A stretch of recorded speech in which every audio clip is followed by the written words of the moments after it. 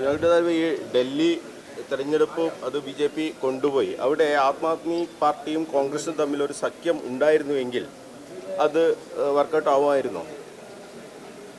അല്ല, ഇന്ത്യ മുന്നണി ഒന്നിച്ച് നിൽക്കുന്ന അതിനുള്ളൊരവസരം ഇല്ലാതെ പോയത് നിർഭാഗ്യകരം തന്നെയാണ്, യാതൊരു സംശയവുമില്ല. ഇന്ത്യ മുന്നണിയിൽ ഉള്ള ഭിന്നിപ്പ് കൊണ്ട്, അതായത് മതേതര പാർട്ടികൾക്ക് ഇടയിലുള്ള ഭിന്നിപ്പ് മാത്രമാണ് ബി ജെ പി അധികാരത്തിലിരുത്തുന്നത്. സ്വന്തമായി അധികാരത്തിലിരിക്കാനുള്ള വോട്ടൊന്നും ഇന്ത്യ രാജ്യത്ത് ബി ജെ പിക്ക് ഒരു സംസ്ഥാനത്തും ഇല്ല. മതേതര പാർട്ടികളുടെ ഭിന്നിപ്പിൽ നിന്ന് മുതലെടുത്താണ് എല്ലായിടത്തും. ഇപ്പോൾ മഹാരാഷ്ട്ര ഒക്കെ എല്ലാം നമ്മൾ അനലൈസ് ചെയ്ത് നോക്കുകയാണെങ്കിൽ ഇത് വ്യക്തമാവും.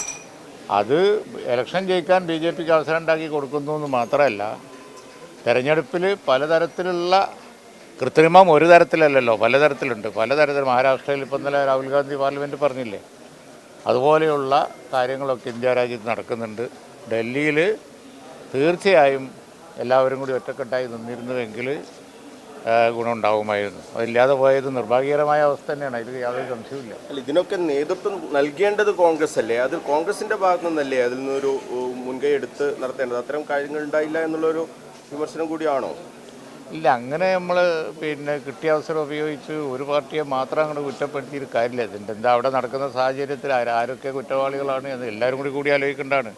ഇന്ത്യ മുന്നണിയുടെ യോഗം ചേർന്ന് എല്ലാ മുന്നണി പാർട്ടികളും കൂടി വിലയിരുത്തേണ്ട സംഭവമാണിത്. തീർച്ചയായിട്ടും ഞങ്ങൾ ഇന്ത്യ മുന്നണിയിൽ അതിൻ്റെ പ്രാധാന്യം പറയാൻ കിട്ടുന്ന അവസരം ഉപയോഗപ്പെടുത്തും. കാരണം എന്താ വെച്ചാൽ എല്ലായിടത്തും ഇത് പ്രസക്തമാണ്. കാരണം ഇന്ത്യ മുന്നണിയുടെ ഐക്യം കൂടുതൽ സുശക്തമാക്കുക എന്നുള്ളതാണ് ഇന്ത്യയെ രക്ഷിക്കാനുള്ള, ഭരണഘടനയെ രക്ഷിക്കാനുള്ള മാർഗം. അതാണ് ഡൽഹി ഇലക്ഷൻ നൽകുന്ന പാഠം. ഉള്ള വോട്ട് ഭിന്നിച്ചു, ബി ജെ പിക്ക് അത് അവസരമായി, അത് യാഥാർത്ഥ്യമാണ്.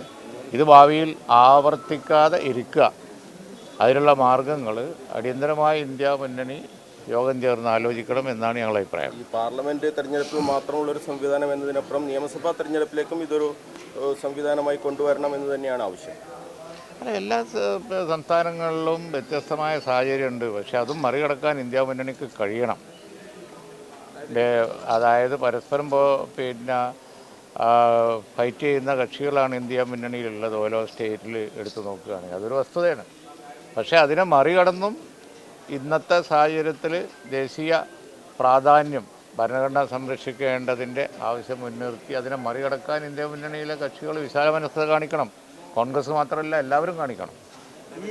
ഈ ബി ജെ പി ഡൽഹി കൂടി പിടിക്കുകയാണ് 27 വർഷത്തിന് ശേഷം. അപ്പോൾ അങ്ങനെ ഒരു പ്രതിരോധിക്കാൻ പറ്റാത്തൊരു ശക്തിയായി ബി ജെ പി മാറുന്നു എന്നൊരു അപകടം കൂടി രാജ്യത്ത് വരുന്നുണ്ട്. അത് എങ്ങനെയാണ് ലീഗ് അതിനെ കാണുന്നത്?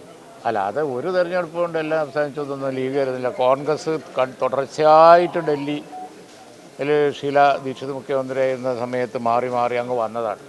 കോൺഗ്രസിൻ്റെ കുത്തകയാണ് ഡൽഹി ഉണ്ടായിരുന്നത്. ബി ജെ പി വന്നിട്ടുമുണ്ട്, ബി ജെ പി പോയിട്ടുമുണ്ട്. വന്ന ബി ജെ പി ഇനിയും പോകും, ആ തോന്നലൊന്നും ഞങ്ങൾക്കില്ല. അതൊന്നും നോക്കണ്ട. പക്ഷേ ഒരു തെരഞ്ഞെടുപ്പ് വിജയിക്കുന്നത് ലോകാവസാനമല്ല. ഇന്ത്യ മുന്നണിയിലെ കക്ഷികൾ യോജിച്ചാൽ ഇന്നും ഡൽഹിയിൽ അവർക്ക് മുൻതൂക്കമുണ്ട്. അതാണ് വസ്തുത. ഡൽഹിയിൽ ബി ജെ പിനെ അധികാരത്തിൽ എത്തിച്ചത് ഇന്ത്യ മുന്നണിയിലെ ഘടകകക്ഷികൾ തമ്മിലുള്ള പോര് തന്നെയാണ്.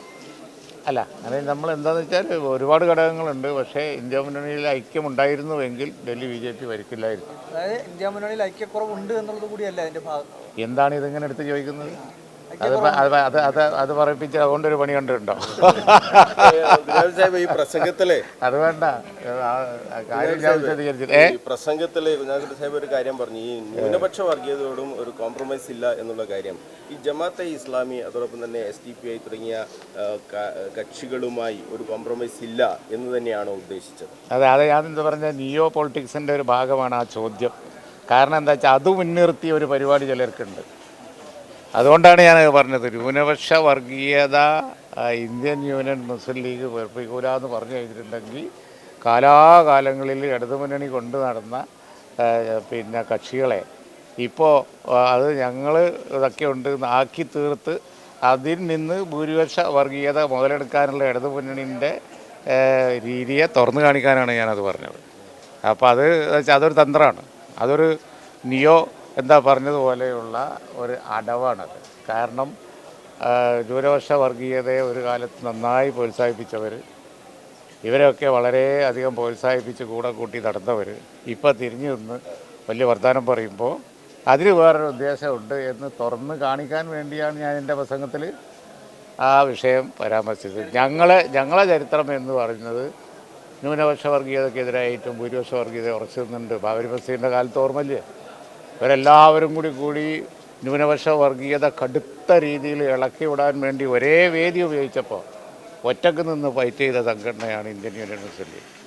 അന്ന് ഈ പറഞ്ഞ ഇപ്പോൾ പ്രസംഗിക്കുന്നവർക്കൊക്കെ ഒറ്റ സ്റ്റേജ് മതി, 2 സ്റ്റേജ് വേണ്ടെന്നാണ് പറഞ്ഞിരുന്നത്. എന്തിനാ വെറുതെ വൈസൽവാക്കുന്ന ഒരു സ്റ്റേജ് പോരെ?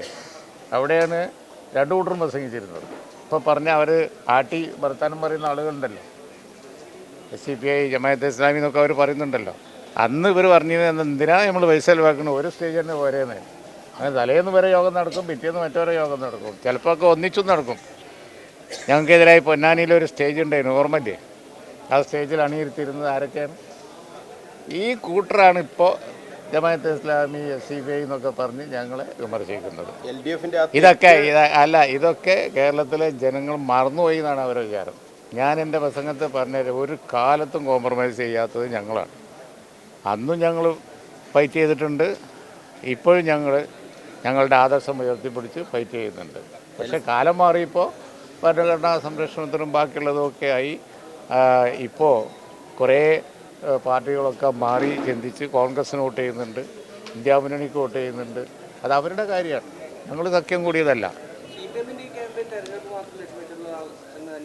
ഒരു സംശയമില്ലല്ലോ. പാർലമെൻറ്റ് തെരഞ്ഞെടുപ്പിൻ്റെ മുമ്പൊരടവ് കഴിഞ്ഞപ്പോൾ തന്നെ അത് മാറ്റി. അതിൻ്റെ അർത്ഥം എന്താ?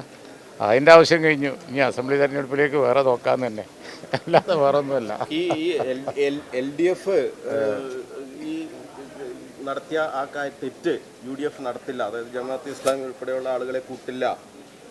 അതെ, അതിനൊരു ഉത്തരം കിട്ടേണ്ട ഒരു അർജന്റ് ഇപ്പം നിങ്ങൾക്ക് ഉണ്ട്, അത് മനസ്സിലായി.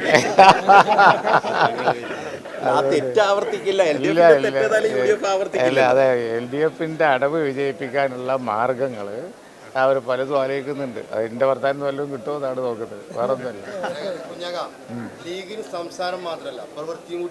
അതെ, ആവേശം വരെ.